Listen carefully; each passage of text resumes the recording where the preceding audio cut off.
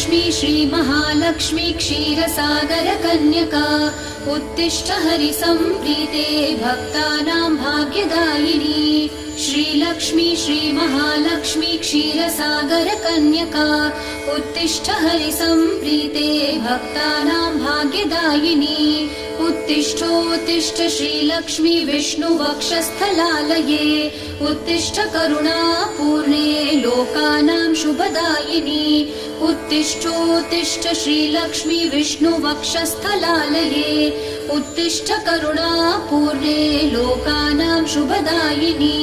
श्रीपद्ममध्यवसिते वरपद्मनेत्रे श्रीपद्महस्तचिरपूजितपद्मपादे श्रीपद्मजातजननी शुभपद्मवक्त्रे श्रीलक्ष्मी भक्तवरदे तव सुप्रभातम्।